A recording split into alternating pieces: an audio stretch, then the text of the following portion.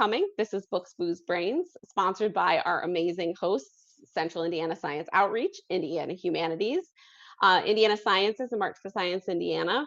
And tonight we are talking about Cyborg. So exciting. And so we have two great guests with us, Maurice Bradius and Ankur Gupta. And I will start, I think, and ask Maurice if you wouldn't mind introducing yourself and tell us why, tell us more about what you do and about why you're excited to talk about these books.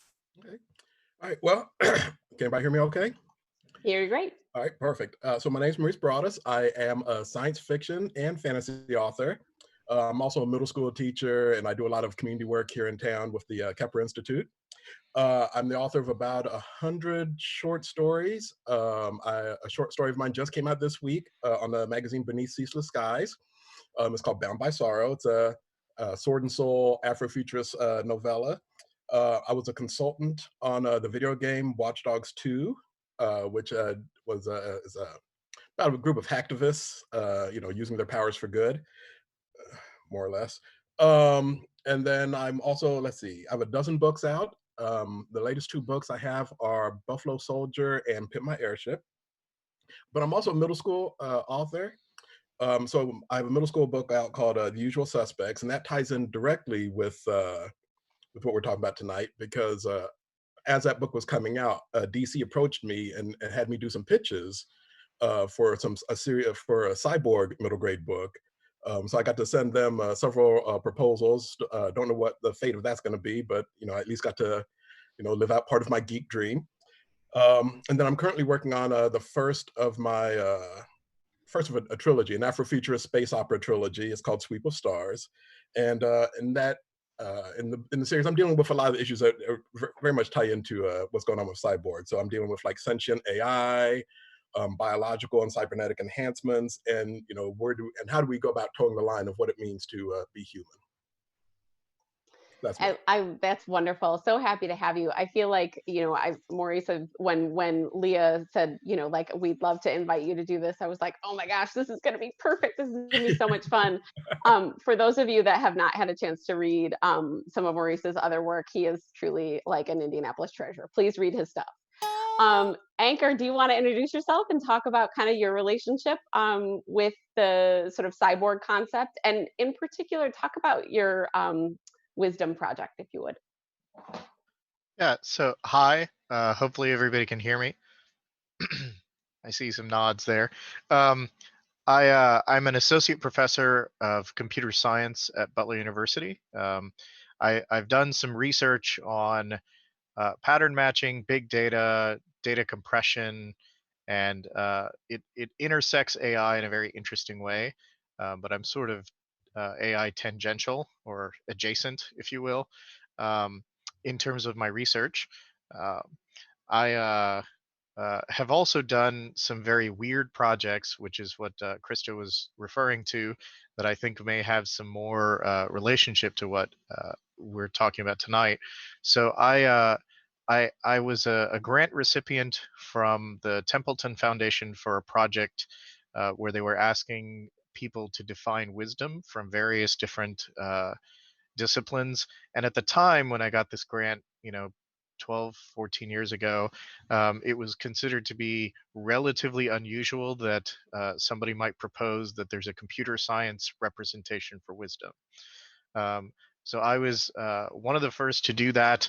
And uh, the basic assumption that I made is that wisdom can be represented as a form of data compression, and that I can provide a mathematical measure for what wisdom actually is. So you can walk up to somebody and say, he's 3 wisdom or 4 wisdom. And of course, there are flaws and fallacies with this kind of thing. I mean, I'm not suggesting that this is the whole game, but the point of the research was to sort of come up with an abstract model that could be uh, turned into some kind of computational measure. And that conversation led into a lot of obvious places, um, which essentially asks the question, what's the difference between artificial wisdom and artificial intelligence? Um, what's the relationship of those two things? How do they interact with one another? And more particularly, how do those things lead into things like questions of sentience and some other stuff?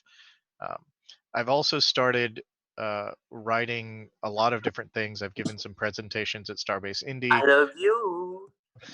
about the concept of um, ethics, artificial ethics, and how that relates to machine uh, uh, administration and dominance and that sort of thing. What things do we need to worry about? How do we consider what an ethical decision is by an autonomous machine, and how those things may or may not be related to developing algorithms to do those things. So I've kind of touched all those different things. I've got some papers out about that sort of stuff as well. Yeah, thank you so Stop, much. please, stop. We'll remind everybody that it's helpful to keep your microphones muted as we continue to have the conversation, just so that we can keep everybody's conversation flowing well. So, Anchor, some of the things that you mentioned there, I think are really powerful for those of us who are doing work around kind of Ankur, asking these questions about ethics and kind of what Gupta? the next steps would be. So I'm going to start us off by moving us into a turn and talk question. Ankur, And that turn and Ankur. talk, hold on one second. Let me pause somebody here and we will get it back to going in the right direction. All right. So we'll go ahead and from now for the next few minutes, we're going to move into a turn and talk question. And that turn and talk question will happen in a breakout room, and that should help us figure out some of these audio problems that we're having here. So you'll be moved into a breakout room, and I'll give you the question first, and then I will share the question in the chat box as well for folks that have an interest in it. So our turn and talk question actually revolves a lot around what are you called? Revolves a lot around what some folks have been talking about in terms of these issues about what we think is actually a cyborg and what is human, right? Which is something Yes, that I have a question, Gupta. that folks dealt with in the past. So so here's my kind of turn and talk question. Lots of us have mechanical parts, right? So these glasses to some extent could be considered mechanical parts, right? In addition, many of us have replacement knees and hips. We can go on and on. And so the question that we have is, what makes a cyborg? So thinking of this question, what is the actual thing that makes a cyborg a cyborg? And why do they show up so frequently? How are you so beautiful? In cultural texts. So the question again, what makes a cyborg and why do they show up so frequently in cultural texts? So I'll go ahead and have everybody move into breakout rooms now. You should see your breakout rooms pop up here in a second. And when that happens, you'll have the option to move, and then we'll let you know when it's time to move back. So Anchor and Maurice, go ahead and stay here in the main room. We'll talk about this while everyone's in breakout rooms. Sound good? If you can hear me and that sounds good, hit your yes button just so that I know that everybody's listening. All right. Great. So I'm going to move you over into your breakout rooms. There you go. You should have a chance to kind of move over. So I got an invitation to breakout room 1. I just ignore it? Yep, you can just ignore it. Okay, all right.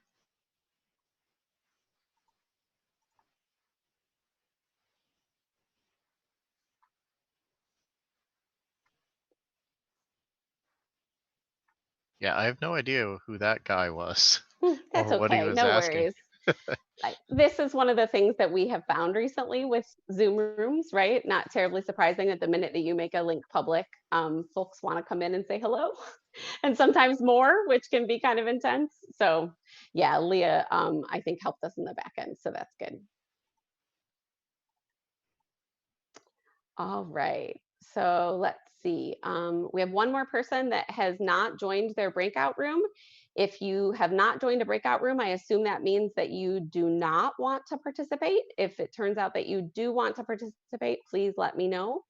Otherwise, I'll go ahead and move folks. Let's see, we've got one person not assigned yet. Let's get her assigned. There we go. But if I see you're still in this main room here, I assume that that means that you do not want to participate. So we'll go ahead and kind of get everybody who's not in the breakout rooms moved over. So Matt B, if you're still hanging out here, we need you to move to a breakout room. Same for Aaron Gorecki. If you would move to a breakout room for us. And if you don't see your room, just just let me know and we'll go ahead and help you move to another room. All right. Let's see here. I'm gonna go ahead and just double check. Looks like everybody has moved that's gonna move. Matt or Aaron, if you want to join a breakout room, now is the time. And hey, Leah, it looks like we've got maybe another person that might need to be moved on. So just take a look. All right. So Maurice and Anchor, if you would kind of answer that question for me, that would be awesome. So the question is kind of what makes a cyborg, and why do you think that cyborgs kind of show up so frequently in cultural texts? And maybe Anchor, if you want to start, and then Maurice, if you want to follow up on maybe the second question. So what counts as a cyborg?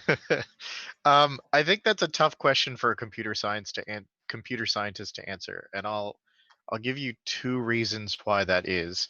A cyborg represents technology that we actually don't know how to create as of right now. So there's a pretty big divide between what is real and doable and achievable in current AI and what is not.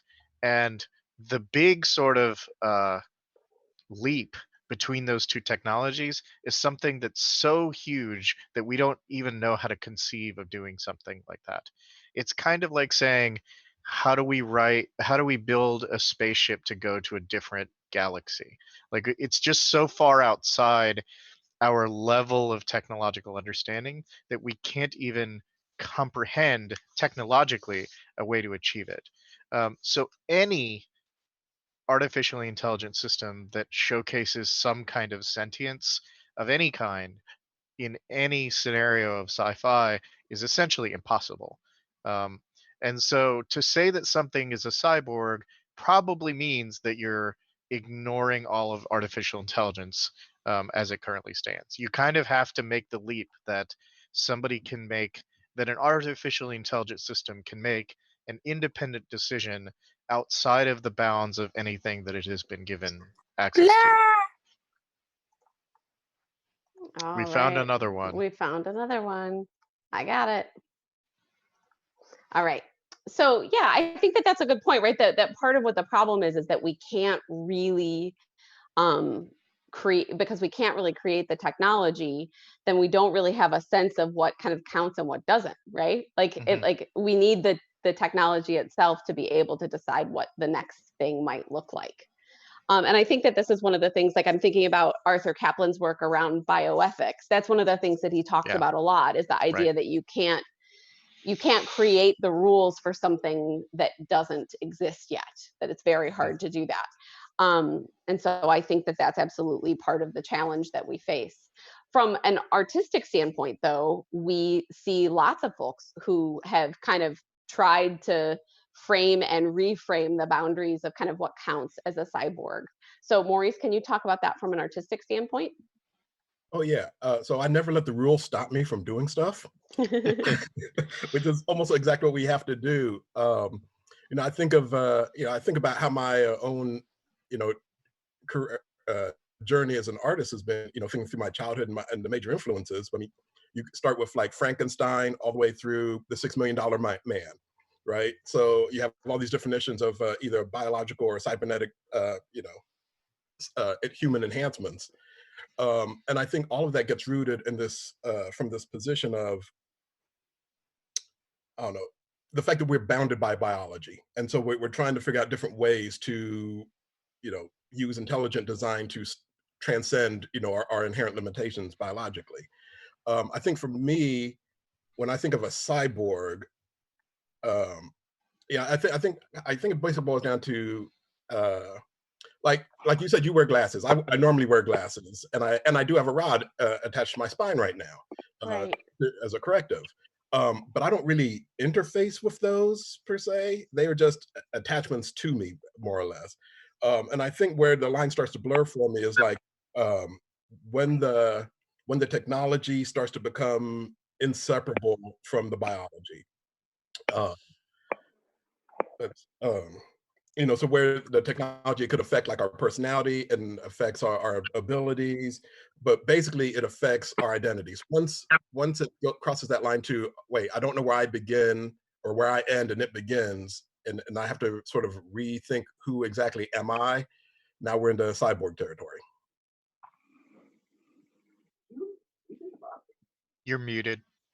I see that. Thank you. Yeah, I get to talk, and I think that that's one of the things that is kind of the exciting place of this, right? Is this how do you what happens when you have the chance to kind of interact with that space? So, my friend Adam Hayden, as an example, Adam is a person living with a brain tumor. He has a lot of information about his body that he's kind of interested in having more information, right? I mean, particularly if you're a person that's living with an illness, you want as much information as you can to help make decisions about how you should affect your nutrition, those kinds of things.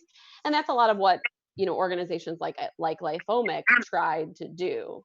And so I think that that's one of the things that's really powerful is thinking about kind of what do um, we know that as we get closer and closer to these issues, those kind of ethical questions are going to come up, and how are we thinking about managing them? And I think, again, to your point, Anchor, like it's very hard for us to think about what could be and then think about rules to manage it.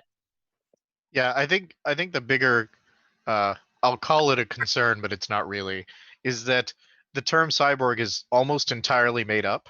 And so to try to come up with some kind of definition for what constitutes a cyborg when we don't even have the technological interface to understand it basically means we just have to fabricate technology and then claim that that technology is the thing that makes it a cyborg, which is fine with me. But I'm just saying that it's hard to do that from a scientific point of view. I mean, the concept of a cyber parasite or a nano cyber bot or something, like all the different things that were mentioned there, like none of that. I mean, I'll say garbage, but I mean, none of that exists. Like, Right. we're not anywhere close to even conceptualizing something that tiny that could do a thing, much less have the kind of computational power individually or in a swarm to accomplish any one of the feats that's in any of the comic books. I mean, as I was reading this, it's kind of like watching Superman as a physicist and say, well, you can't fall faster than anyone else. This is wrong, and this is wrong, and this is wrong. It was like that. Uh, if you consider it from a scientific point of view, it's like, well, that's impossible. Next, it's that kind of Yeah, thing. that's a But really that's a yeah, really good point, right? That to some extent it is, it's not real, right? And it's not even accessible for being real. And so I think then the yeah, question, that's where the ethics piece comes in, right? Is that right, question about like why would we do it in the first place? right. So we've got folks back from their breakout rooms, and usually what we do in a space like this when we're in our regular meetings is ask Maurice and Anchor to kind of answer this question again so that everyone has an opportunity to hear it. And so even though it'll be redundant for the folks on the live stream, I'm going to go ahead and ask Maurice, I'll start with you and maybe ask you to kind of respond to that question, which was what makes a cyborg, given that many of us are sort of managed by technology in a bunch of different ways. And then maybe, Maurice, this question is more appropriate for you. Why do they show up so frequently in cultural texts? Okay, so yeah, I was saying that I normally wear glasses, and I do have a rod that's attached to my spine right now, and these are prosthetics. These are things that I use to, correct certain things about me, but they aren't things that I interface with in any sort of real way. And I think part of this, what we're keep talking about, is this fascination that we have of this merger between man and machine. And so, um, yeah, I think all of this begins with the fact that we are bounded by our biology, and yet we want to use technology. We want to use different aspects to, transcend those boundaries. And so we want to figure out a way to make ourselves better. We want to enhance ourselves biologically. We want to use different tools to, genetically enhance ourselves, or we want to use technology to do so. The cybernetics, the machine side of things to do so. And so for me, I was defining cyborg as, that place where you can no longer tell where you end and the machine begins. We're talking about new levels of what it means, of identity. Basically, we have to redefine what it means to be human. The cyborg entity, not just affects our personality, it affects our abilities, it affects, who we are at our very core. And I was saying that this has been something that's been a long time forming for me in my journey as a sci-fi writer, because you start with Frankenstein, and then all the way through my childhood heroes of the $6 Million Man, and just that, like I said, we have this fascination, but it all comes down to um, wanting to be better, wanting to take where we are and move that forward. Yeah, and that's a really good point. And I think it dovetails really well into some of Anchor's kind of questions about this broader question, right? About like what is actually a cyborg. So, Anchor, do you want to talk about this kind of why it is from a scientific perspective that this is a challenging thing to answer? Yeah. um, I think from a computer scientist point of view, when you're thinking about anything that has to do with uh, AI as it's presented in a science fiction kind of environment, you have to sort of realize that there's a really, really big difference between what we consider strong cyborg behavior and what current AI is at. The limits of current artificial intelligence are actually fairly severe. And if you're looking at it from a computer science point of view, the technological advancement that you actually have to achieve in order to get even the very basics of the kind of things that Cyborg can do, like the character Cyborg can do, um, are mind-boggling. Just to give you one example of that, most of the AI, and I say most, all of the AI that we utilize today is highly specialized, and those AI are autonomous in the sense that they've been pre-coded with a series of behaviors based upon the things that they process data-wise, and uh, they're not able to make independent new decisions based upon input that they haven't seen before. They're not allowed to evolve. They don't know how to evolve. They don't have any concept of reason or reasoning.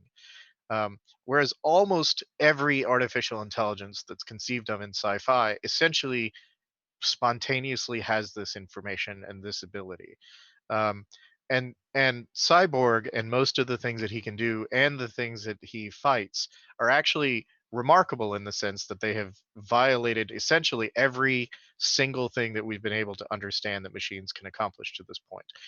And it's so far off the mark that it's kind of like saying, um, let's somehow suddenly believe that we've figured out how to travel to another galaxy instantaneously. The concept of being able to do that is so foreign to our current science fictional, or sorry, to our current technological advancement, that traveling to another I mean, we can't even go to, Saturn with a person. So the concept of going to another neighboring galaxy is unconscionable. It's not even understandable. So it's interesting to think about what a cyborg means from this point of view, because you essentially have to create a bunch of, fake science things with random gobbledygook words to make it work. And I'm Right. sure Maurice was laughing about this a little earlier. Right. Um, the concept of cyber nanobots, for example, which is a fundamental underpinning of this comic series, is like uh, essentially ridiculous. So, um, So as the non-scientist in the group, right? Yeah. I'm like, this was so I constantly read whenever I'm reading our book, with my phone next to me, like having to Google, like, okay, so what's the definition of that? And what's the definition of this? And so this one in particular, I was like, is that real? Gotta Google. Is that real? Gotta Google. And so it was really fun for someone who doesn't have a huge sort of footprint in this space to kind of feel what, like, I was able to suspend my disbelief because I really didn't have a sense of what was real and not real. And somebody asked me this the other day, like, I took very good science classes as an undergraduate student. I think of myself as a relatively scientifically literate person. Um, and so, I think that it's really fun to kind of think about all of these what if questions. And that actually leads me to my next question. And this is a question for Maurice. So Maurice, one of the sort of artistic and philosophical influences that you have is the concept of Afrofuturism, which also shows up in Cyborg really heavily. So, we always have this space in Books, Booze, and Brains where we're moving in between humanities and science. And I feel like Afrofuturism is this really beautiful place where these things intersect. So can you talk a little bit about, for those of us that are unfamiliar, what Afrofuturism is and how you see that sort of playing out in the books that we read for tonight? Okay. So Afrofuturism is basically any sort of art that's done through the lens through a Black cultural lens, a Black cultural aesthetic. So it's, in terms of storytelling, it's rooted in the past, it critiques the present, and yet always has a way of looking towards the future. It was a term that was originally coined by Mark Derry in an essay in, I think it's 1994, called Black to the Future.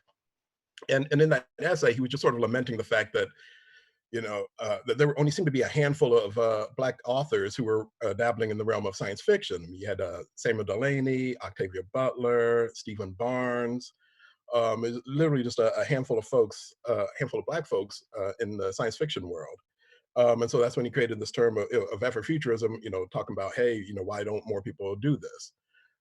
What the reality is we've kind of always been doing this. That when and I think all the way back to like W.E.B. Du Bois, he was one of our earliest science fiction writers. Most people don't even recognize him as a science fiction author, yet he wrote several short stories that dealt with science fiction. I know one was published called The Comet.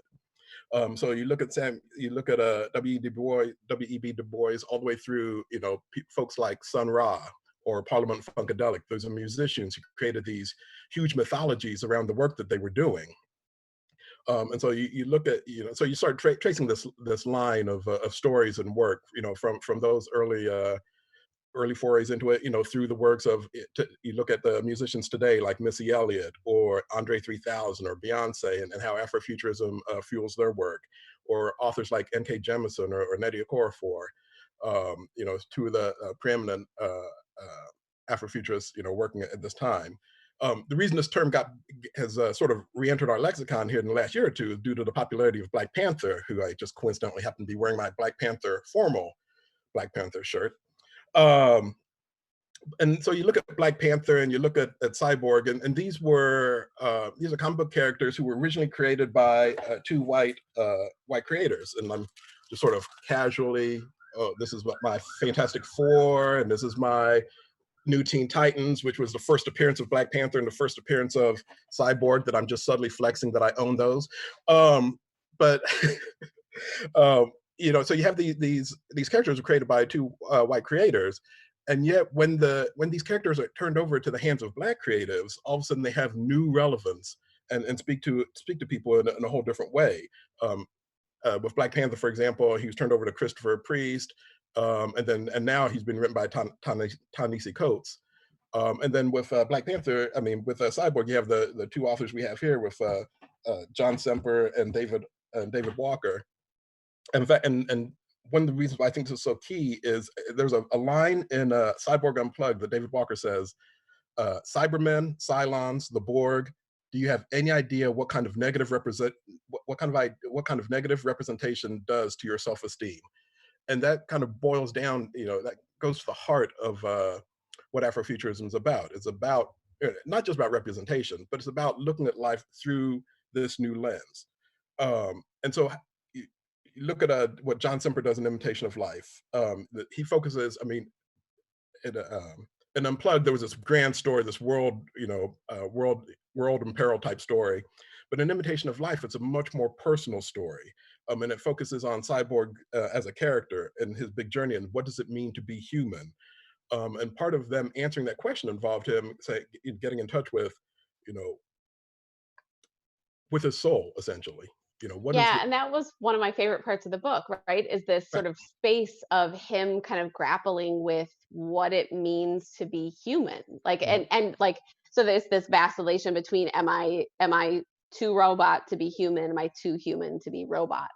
And I think that is one of the like it struck me as somebody who loves comics and like as a very sort of domestic comic, if that's even possible, right? It's sort of him, like it makes me like think of like I'm talking about Jane Austen, right? But like in a lot of ways, it really is that kind of focus on his sense of self and how he relates to others.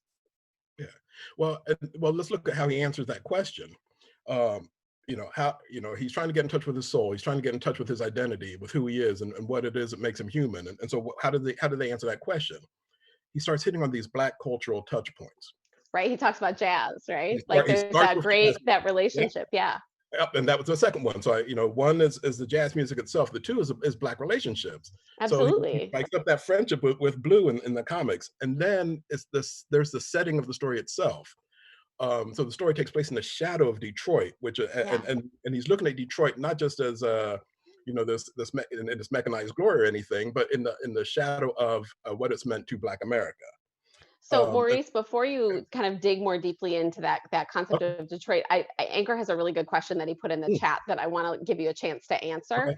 And so for those that are can see the chat, you're welcome to read it. I'll read it as well. So this is from Anchor. Maurice, do you think that the Afrofuturist works are somehow more personal than something that is not that? And so Anchor gives the example of the Watchmen series, which is one of my favorite comics, seems to grapple with similar issues. What's the nuance here? And I think that that's a really good point of kind of what makes the sort of Afrofuturist perspective at the forefront of these conversations. Yeah, and so I was actually going to be talking about probably bring up Watchmen later on in our conversation. But one of the things to answer that is for a lot of times, yes, it is a bit more personal because these are stories like I've been a professional writer for 20 years. And for 18 of those 20 years, I've been told not to write Black stories. And so, which I ignored for those 18 years. But now when I'm working, when I do my stories, when I write these things, yeah, I get to infuse a big part of who I am. And that's actually my starting point with these stories. Not sure it's true of any creative, frankly, but it's just that having these stories, and I say a new lens. It's not a new lens. We have literally always been here. But the fact that we haven't had a chance to tell these stories, and the fact that we haven't seen any of these stories represented, that actually is for me that's very personal. I mean, because it's I've been erased for my 18 years for the first 18 years of my career. Well, there's been an attempted erasure of me, but now finally pushing through in many different areas, and so it's personal in that we're no longer being erased, and you get to Yeah. see stories that you frankly just hadn't gotten to see before. Right. And that I think that one of the things that in this space, right, in the comic space, and why this sort of popular space um that has created so much cultural capital in particularly in the United States, why it's so important to have those voices and those identities represented, right? That sense of being able to sort of see yourself and address some of the issues, like police violence, for example, right, that you see kind of come out in the issues that we read.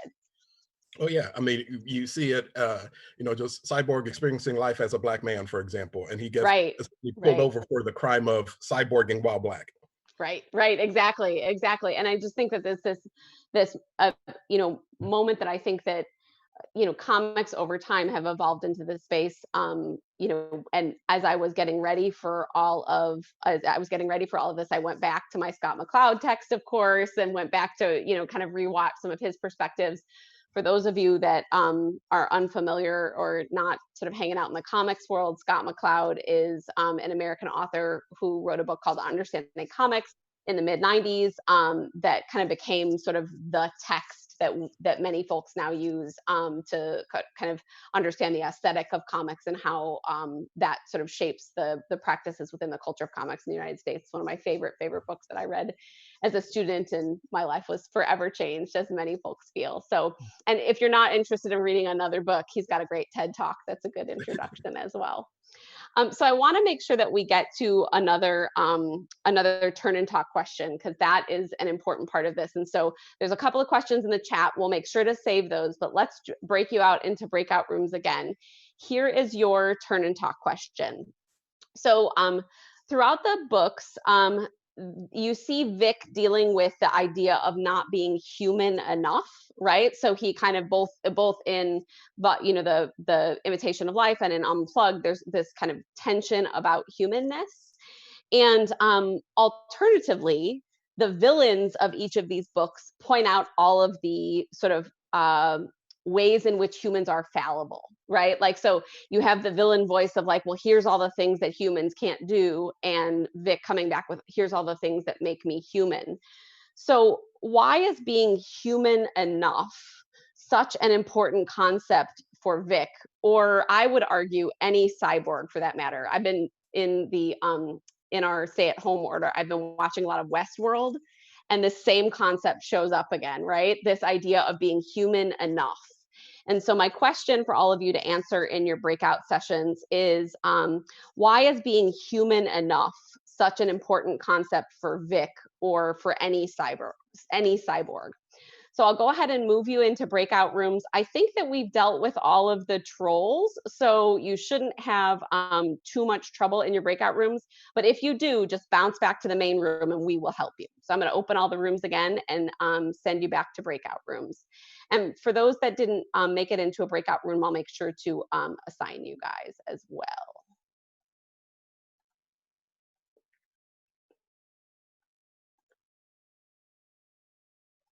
Just getting my last few folks assigned here, everybody. Just a second. There we go. Let's see how that went. Oh, look at that. Relatively easy. Okay. And so for folks that are still here, you're welcome to join your breakout room if you like. If you want to stay here, that's cool too. So what do you guys think? And so Anchor, maybe we'll start with you for this question. So why do you think, I mean, given your, I love this idea of wisdom that you have been like, again, I'm such a nerd for this stuff. I was like reading your papers. I'm on your ResearchGate page. Oh, did you? I didn't know. Like I didn't know that me, was, like yeah. it's like every time I do a talk like this, I'm always like, yeah, you and the 3 other people that read that paper, right? No one Right. else reads Yes. that paper. Yeah. So why do you think, like, again, kind of, why is the goal to make AI more human? Is the argument that we're just great at, like, that we're just great at all of the things? Because I don't know that we are. No, we just We're want bad at all the things, actually. we just want it to be like us. We're fundamentally a narcissistic species. I mean, it's kind of tongue in cheek, but at the same time, we we both learn and understand ourselves better by seeing a mirror of who we are. We project ourselves into any circumstance because that's how we identify with it as human beings. We personify animals, right? Right, Um, right. we personify animals. We make them people and say that they say stuff, even though they can't talk. We My like, dogs have the best voices. I have yeah. no idea what you're saying. R2D2 is more human because he has a few little circles on the head of him that make it look vaguely like he has eyes. And Very Scott McCloud triangle, right? Like exactly, moving yep. up the side. Yeah. So I mean, he's as abstract as we can get and still feel comfortable with it. There are many movies that have come out recently, and every single interpretation. I mean, even if you forget machines, look at the aliens. The very first aliens had 2 legs, 2 hands, and had a weird face. I mean, and some of that is CGI limitations, but others of it are that we wanted to actually associate we wanted to imprint ourselves on the fantasy that we have. I mean, and Maurice can probably speak way more to the actual way that that manifests, but uh, we tend to like things that are like us and villainize things that aren't. And typically, that's the way that sci-fi is written for the most part. And it's an interesting trope when the reverse is true because that challenges us to think outside the box. So, Yeah, I agree. I agree. And that challenge is part of what I think in some ways the makes the question more interesting, right? Is like, mhm. what are the right? This sort of what eventually leads us to the uncanny valley, right? Which is, like what happens when a machine isn't human enough, and why is that a problem for us? So, Maurice, thoughts about kind of why is Vic always trying to be human enough? Well, part of it, well, I mean, honestly, part of it is the fact of there is a human writing this book. Yeah. When all's said and done, Right, right. and I know that as a writer and as a reader, it's easier to connect with something human. One of the big flaws, actually, with this book, was the wrestling with this whole idea of, is he human? Is he human? Well, that question is kind of moot because we only write this from a human perspective, and he functions as a human. I mean, he'll give lip service to the whole idea of like, oh, I have the internet in my brain and I have, I think in terms of nanoseconds, like, but nanoseconds is, uh, I can watch all the episodes of Mr. Robot at once. Yes. right, exactly. And then all of a sudden it's like, yeah, the implications of that are fairly staggering. In fact, there was one scene that it kind of derailed me for like a half hour because he talked about doing something in nanoseconds, and I just put the book down and just thought through what does that actually mean to think in nanoseconds? Because I can't conceive of that as a human, so I can't imagine what that would be like trying to write that, much less be that. And so as a kind of cheat, you just come from the side of, well, let's talk about the humanity, because that's something I get, that's something I write, or I can write, and that's something people can connect to, frankly. Actually, one of the things I've been thinking about, Anchor, every time you talk, is the fact that one of my last stories that I had published was about a starship that was powered by jazz music. Yeah. And I was just like, yeah, there comes a point where all of this is pretty much just magic. Yep. And we just don't want to admit it. So, Yeah. but we do that stuff too. We dress it up with as much proper world building as we can. But in the end, it's a little better than just, hey, it works just cause. Right, right. But that said, I mean, that's part of the fun of the literature, right? Is that it works just cause kind of concept, right? And that you've got to sort of suspend your disbelief, right? Otherwise, the rest of it doesn't work. So I'm calling folks back from their breakouts. We'll give everybody a few minutes to come back. I hope everybody's having really good conversations from their breakout rooms. As I mentioned earlier, sorry about the trolls. I think we've dealt with most of them. Um, and so as folks come back, we ask this question of kind of why it is that we that why it is that we always want our cyborgs to focus on kind of being human enough.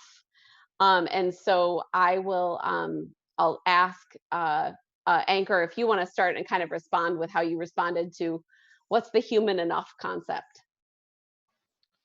Oh, well, I was treading on Maurice's ground there by saying all sorts of stuff. So, No worries. um, I'll let me get into that. I think the simple answer of why being human enough is an important concept in fiction generally is because we really, as human beings, would understand a story better if we imprint ourselves in it. And so, making the question about how human I am when I'm evolving or evolving, it's essentially the only part that we really connect with. I'm not sure what I said before, but it sounded better before. Um, I think fundamentally human beings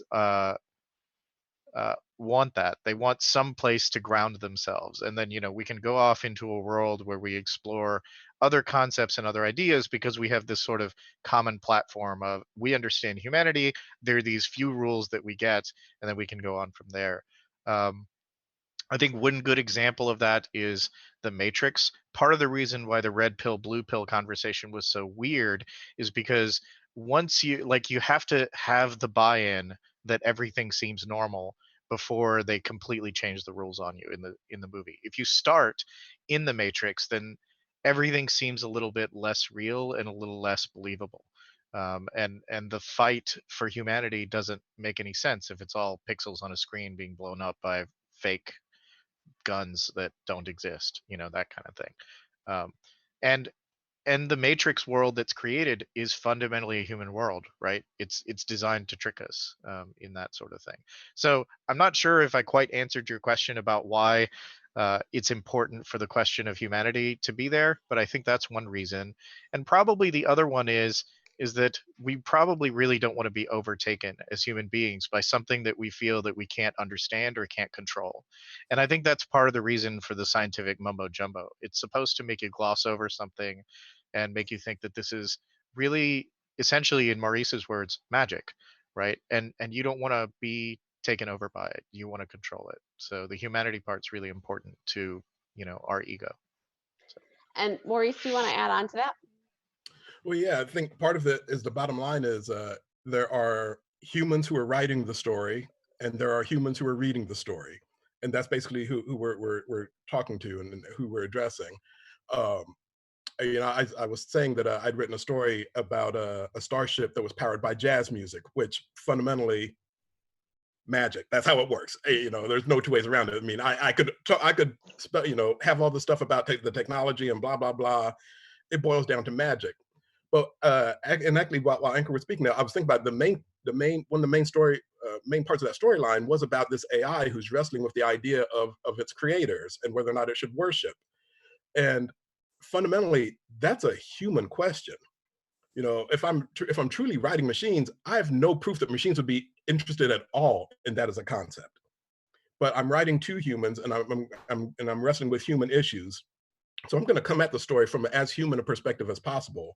And so the fundamental question of what does it mean to be human um, is something that a lot of folks can relate to. And I think that's why, even when I did my pitch for Cyborg, I kept coming back to that as the central thing about Cyborg is he's fundamentally wrestling with that question at all times because, many of us can relate to the whole idea of, for example, I might have done something so wrong, have I passed the mark, past the point of being forgiven, or have I passed the point of being human?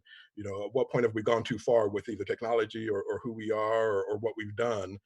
So that's just a struggle that many of us can relate to, and that's literally my job as a writer is to talk about those sort of relational type of issue, relatable type of issues. Yeah, and I think that that's one of the things that we always want from a superhero, right? Is that like that's sort of what makes the superhero concept so valuable and important in our culture is this struggle between the sense of wanting to become better and better and better, but still having that humanness at its core connected to it.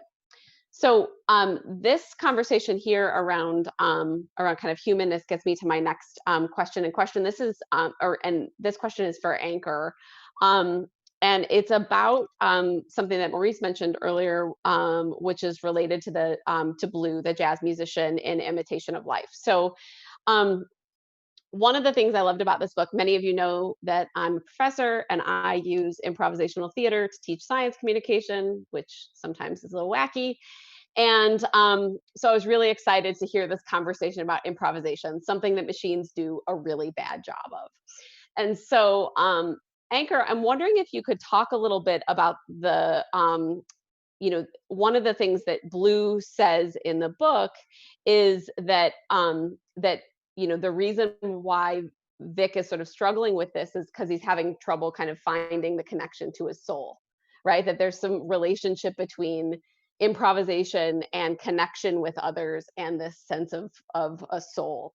And so I'm wondering if you could talk about the concept, like from a scientific standpoint.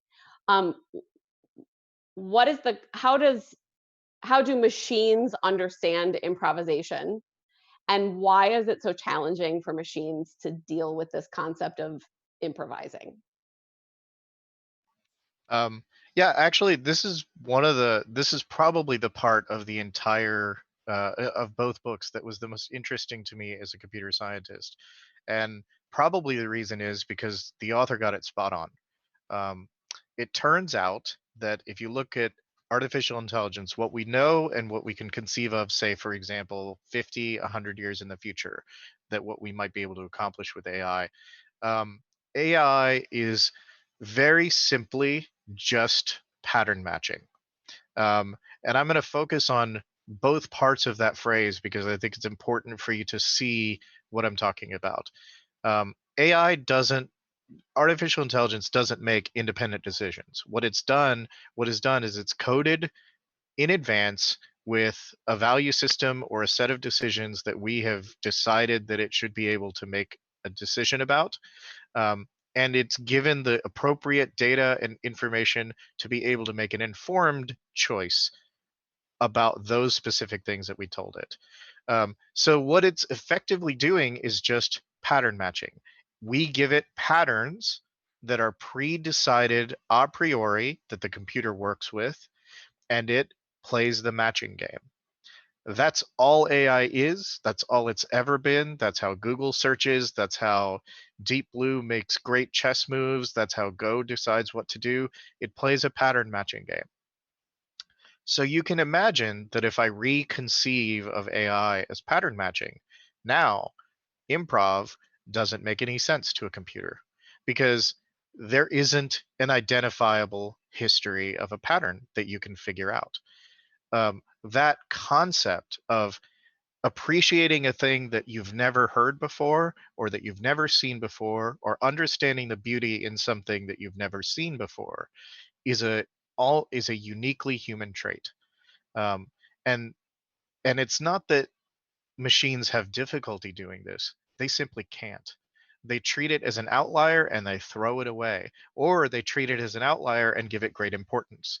For example, if you have a system that's trying to determine whether or not there's meaningful seismic activity, the anomaly is the information that you want to report.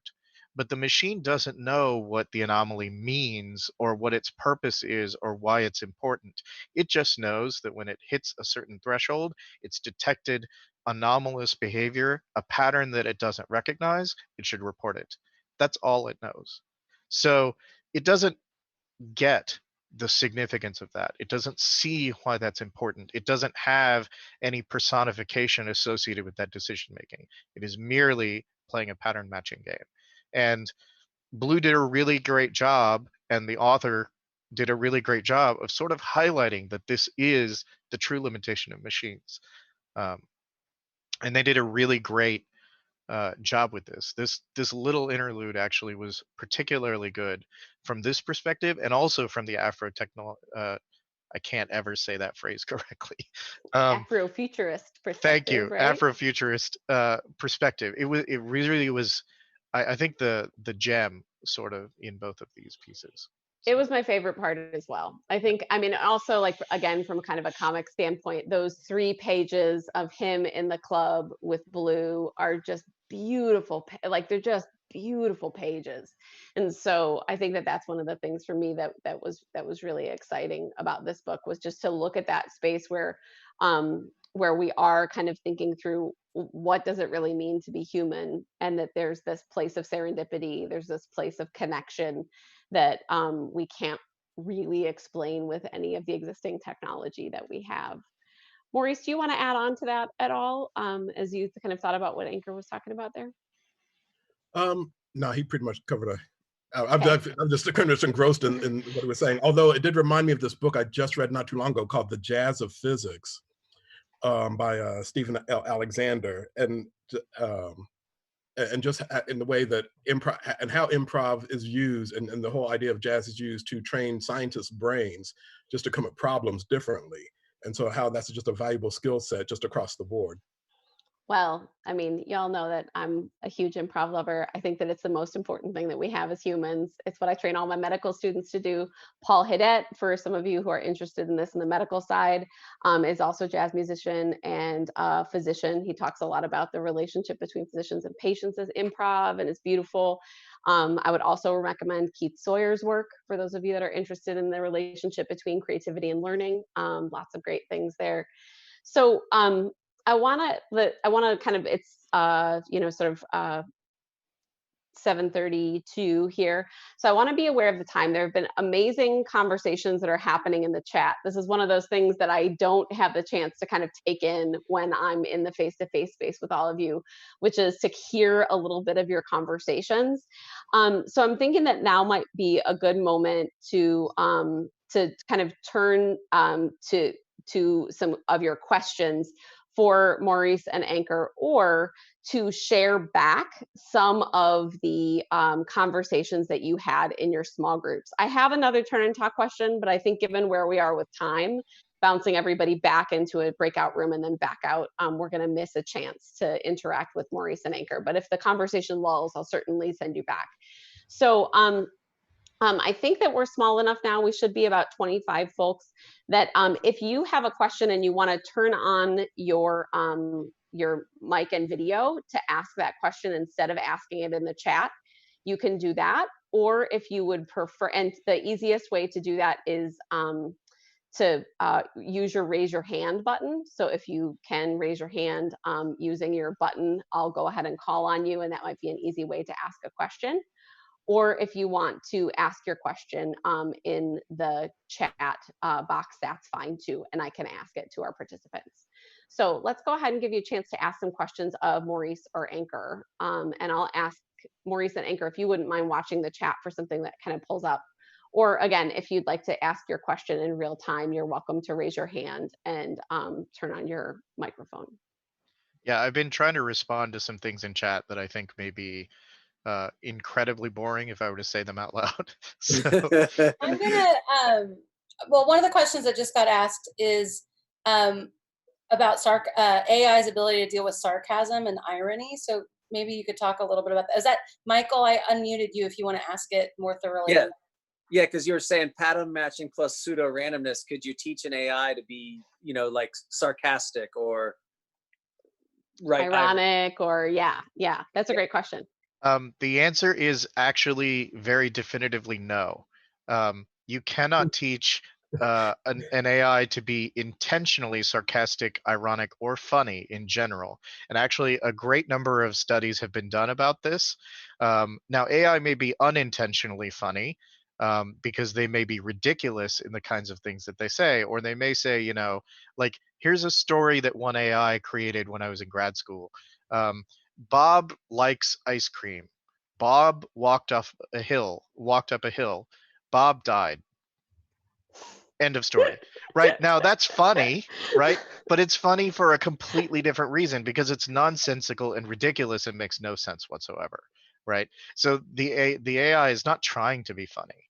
And in fact, we don't know how to make it be funny. Still, like that's such low-hanging fruit. We can't even identify a joke. So Thank you. Yeah, that answered it for me. That was really good. yeah. And Amy mentioned that Ad Age developed a Super Bowl ad writing AI this year, and the ads were terrible, right? And that's I think that that's the thing. That's a really good point, that when we think about these kind of these concepts that are fundamentally human, right? These concepts of, again, of serendipity, of improvisation, of irony and sarcasm, you know, that they're really hard to recreate. That said, though, there are lots of things that we know that humans are terrible at, right? So if we think about, I'm thinking about things like implicit bias, for example, right? Which we know that humans are you know, let implicit bias sort of get into things all the time. And so how do we kind of manage those concepts as humans? There's one of the things about the Super Bowl AI that Advertising Age did. It's worth going to their website and looking at the article about it. They had an article where they actually explained how they developed the AI. As Anchor said, it was all pattern recognition. So they had it go through lots and lots and lots and lots of Super Bowl ads to do the machine learning, and then it was supposed to generate ads based on it. And so it was doing it on things like word frequency.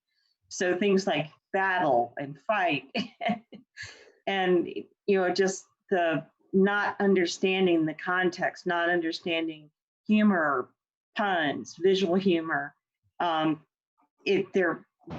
then they have these scripts of the ads, and they actually had somebody film one using electronic filming, digital filming, and they're just so flat. They're just, you can tell that no human ever wrote them. No human. It reassured me that there's actually somebody that's worse at writing advertising copy than me. That's a great point, Amy. Thank you for sharing that idea. So I think then that as we think about kind of what kind of what these questions are, right? Those questions goes back to really what Vic's big concern is, right? Which is about being not human enough, right? But Vic has all of the sort of attributes that make him human. So why is Maurice, kind of as you think about this from a sort of aesthetic or artistic standpoint, why is that struggle between like machine versus human, that dialectic, why is that, do you think, so interesting to us? Well, again, I like the whole thing that Anchor said about us being a narcissistic people. It's because we get to see ourselves through the lens of something outside of us. So there's always that in play. I was keeping track of some of the chat comments, and I literally had just written a scene with my future tech AI where it's trying to give relationship advice that goes horribly wrong. But for that same reason, it's like, all right, it's completely apples and oranges. You have questions about the human experience. You can't go to a machine for that, but the machine is struggling to try and give its observations of the human experience. And frankly, what machines see in us, I don't know if we want to see that, frankly.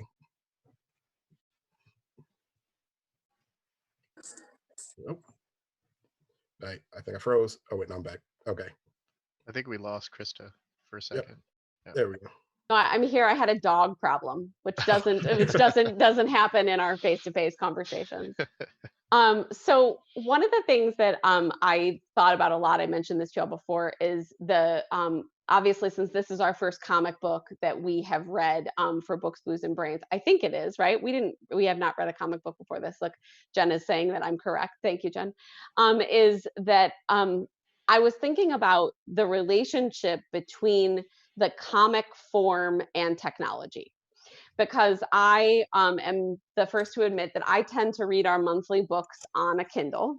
And so this was the first time when I was like, well, I'm going to need to buy a hard copy of these, or I'm going to need to come up with another, because it's so challenging to read the comic as an art form and a literary form on a device. And so again, I went to Scott McCloud's work to sort of think about why it is that comics are so hard to read on devices. And he has really great stuff on this. So if you guys are interested in the relationship between the visual and the text about this, that again, read Scott's stuff. But so his argument is that comics are different than a traditional textbook because every element, visual, text, and space, has a relationship at all times. And so because every element of the page is related to one another, moving it into a device creates a whole lot of spatial problems, right? We can't sort of follow the timeline. And so Maurice, I'm wondering, I will say that I originally started and I was like, it's a quarantine. Surely I could read this on a device. And then I got real mad at myself because I was trying with my phone to resize all the panels and I couldn't see and I was like, oh, this is an AI problem, right? Like I need to see the whole pane first, and then I need to see each individual panel, which I understand now that Comixity or some comic Amazon thing lets you do this. Comixology, yeah. Comixology, thank you. But I guess my question is, as we think about sort of the human form as it relates to literature, comics actually are the outlier, like Anchor was talking about earlier, right? It's very hard to feed a comic into an AI and say, this is how everyone will read. Everyone will read in this sequence, right? Because that's what McCloud argues is one of the things that's unique about comics, is that you take in the whole thing, you take in bits and pieces, and then you discover the narrative. So Maurice, can you talk about that a little bit, kind of from a human versus machine kind of concept, how that plays out? Yeah. So let's look at what's widely considered the greatest comic book of all time, which is Watchmen. Watchmen is widely hailed as like it's the greatest achievement in comic book writing. But you look at Watchmen, and some of the things that makes it so powerful is its use of comic books as a form. So it's able to play with the whole 9-panel structure, for example, and play with how we normally track and read images on the comic book page, and it plays with that. It plays with that. It inverts it. It does some very subtle things with it. But I mean, this is a comic book that came out in 1986, also. Um, and so you see how comic books have, well, and the fact that we read that as a monthly, which is another thing. So you had individual issues that came out, and so uh, like I said, the Watchmen and Alan Moore as the writer was able to do things with the comic book as a physical thing.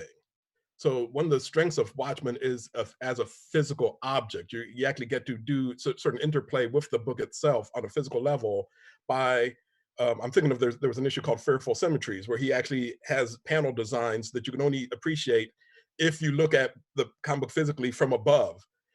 So there's a whole lot of things that he plays with um, in the form. And I think that's the critical point is he is using the form itself to its capabilities, which is why the movie, because think about what comic books are. Comic books is a marriage of text and cinema in a lot of ways. Because essentially what you have is storyboards, which movies employ, with additional text put on top of that. So you have, and that's actually the form of comics. Wow, I'm really, really regretting my geek card right now.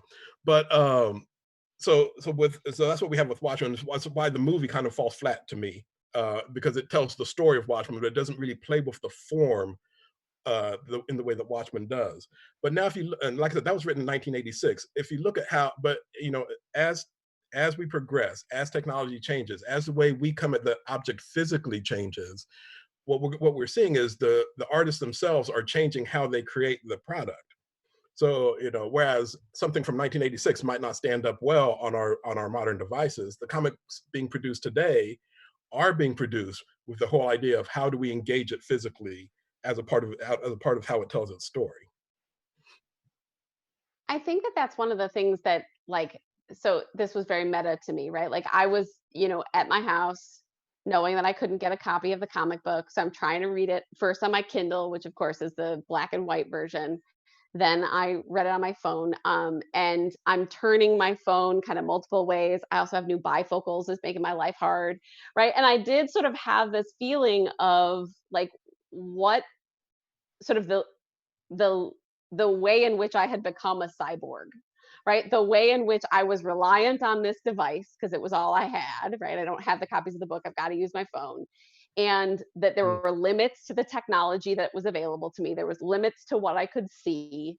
And I'm, twisting and turning and thinking to myself, like, you know, it it was really a frustrating sort of structure for me, for somebody who loves comics very much and loves sort of taking in the whole page to be able to manage the technology of the space, I think, more than anything. And I think, it was that was one of the things I was very surprised about, was the extent that the technology had not kept up with the reading process that people use for comics. So I want to pause again and give folks a chance to answer some of the questions that are in the chat. Um, let's see. It looks like, Can I jump in and go back to yeah, a go question ahead. that was raised Absolutely. earlier? Thanks, Leah. So Ankur, you had mentioned something in the chat earlier about the concept of simulated, I'm not even gonna say this right, annealing? Annealing. And I could not follow your metaphor as thoughtful as it was. So can you kind of go back to that point and explain it, really, slowly with small words for me, Yes. or anyone else who was confused? Okay, so imagine that you have a graph, and that graph has hills and valleys in it, and it's seemingly arbitrary to you, right? So it's got ups and downs.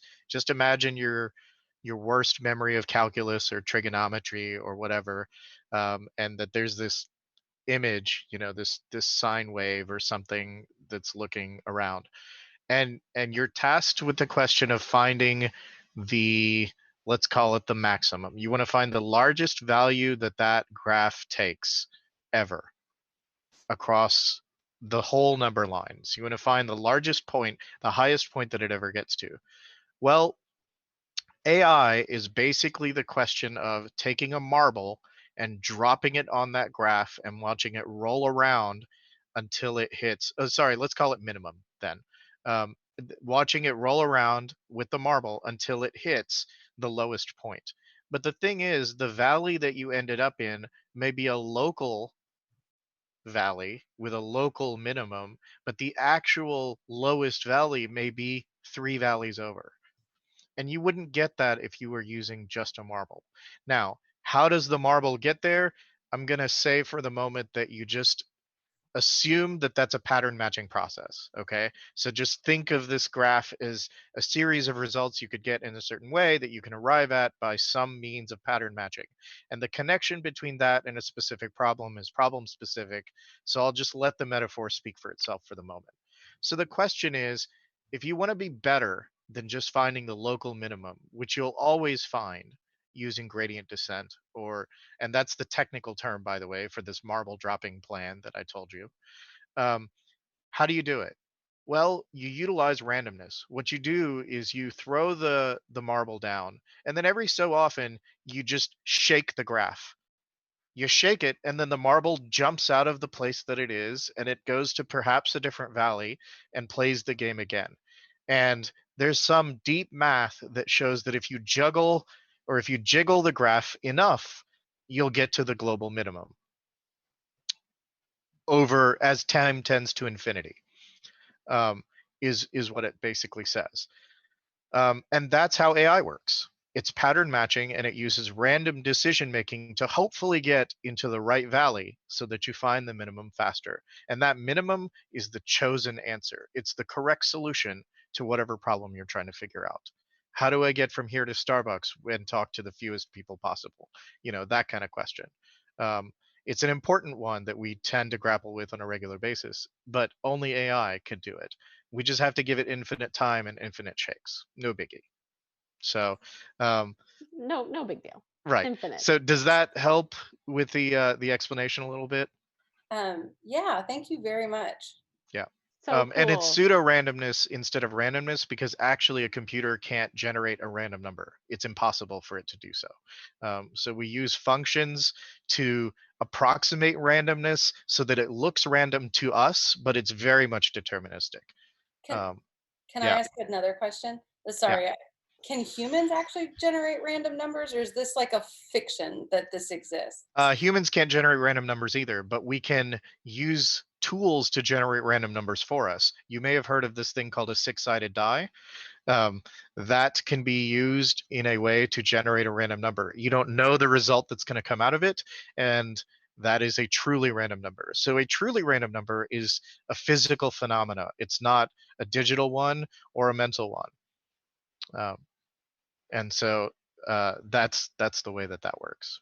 So yeah, that's a physics principle, it turns out.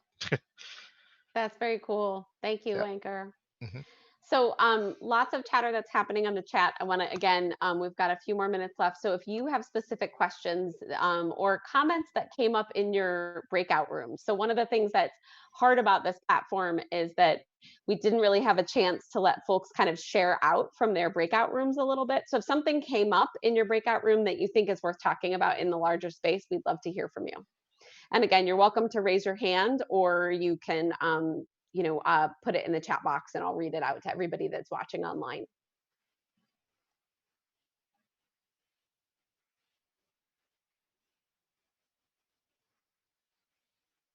Actually, you're unmuted.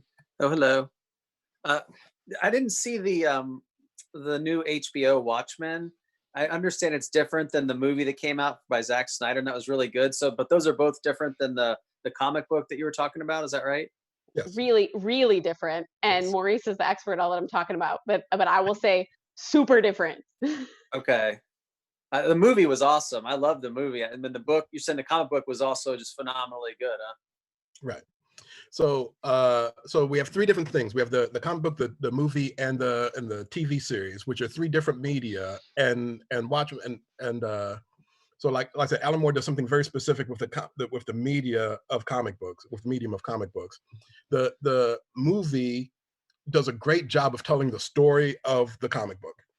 And so in terms of that, in terms of just doing that job, that's what it does. And so that's why, so Watchmen was a good movie, but you don't get a sense of, yeah, that's a pretty good story, but why is that considered the greatest comic book of all time? That question is sort of left unanswered, and that's because Zack Snyder doesn't play with the form of cinema in order to tell the story, and I think that's what it would take to make that to do more of that. Now with the TV series, they do something interesting, which is they get back to the heart of what is the dominant conversation of the age, and so they go. The reality is the conversation that's dominating us as a society is race. So how do we dig at race in this way? And so they follow the comic book continuity, not the movie continuity. They follow comic book continuity and then move it ahead about, what's that, 20 years or so. So the series takes place 20 years after the comic book. And now with the implications of what we're going to revolve around is this whole idea of race. And so the TV series does a phenomenal job of not just moving this. It keeps everything that was true about Watchmen, what made Watchmen so interesting. It plays with the medium of television. It plays with the conventions of storytelling. It plays with time and how time works in so many very interesting ways. And I think, so in a lot of ways, the TV series is a truer inheritor of the comic book series than the movie was. There's a great interview with a showrunner for Watchmen on NPR that I heard right before the show came out, that sort of talks about why they made the choices that they made in terms of moving it 20 years into the future of the book itself, and how that shaped the way that they approach talking about some of the issues that are really current of our current time. And so it's definitely worth a watch. I think that the acting in it is also outstanding. So from my experience, it's one of those kind of go-to shows to watch this year. Other questions from the group for Maurice or Anchor, or other questions that we maybe didn't get to in the chat that I missed as I was moderating this evening? I think that I apologize if I missed a question that you raised earlier and didn't feed it back up to Maurice and Anchor. I know we're running up on time. One thing that we were talking very slightly about in my group about kind of the enduring appeal of cyborg stories, and this question of human enough is, that we're all used to this idea from if you have an artificial limb, and kind of the ambivalence around having artificial limbs. Like, it is both amazing that we can do these things, and yet if you or someone has had this artificial technology in your body, just again, ambivalence, I guess, is the best word. And I was thinking that's actually a much older human question than some of the technology that we usually tend to use to wrestle with that question today. And I didn't know if either of you, I also curious about the applications of AI in the ways that we might think about artificial limbs or other kinds of replacements for body parts or functionality. I don't even know how to quite put that into words, but I'll shut up. And Leah, one of the things that I'll mention is that it was powerful in the extent that Blue brings Vic to a community for people with disabilities, right? Like, so this kind of community space that's created, and there's other folks with other different kinds of abilities and disabilities in that space. And so thinking about this notion of cyborg as a disability, right? And how, like, you find this community of people, I think that for me was this very sort of interesting moment in the story that I think is valuable. And so Anchor and Maurice, I'll let you guys, if you want, weigh in on that before we wrap it up. I'm sorry, I was typing. I didn't hear the question. My bad. No worries. Well, I'll just say that, a really important text about cyborgs is the Cyborg Manifesto, which is really is a feminist text, right? And so, and I think about the relationship between feminism and disability studies and these are very humanistic disciplines that help us. But I think that's thinking through those connections is you know, that.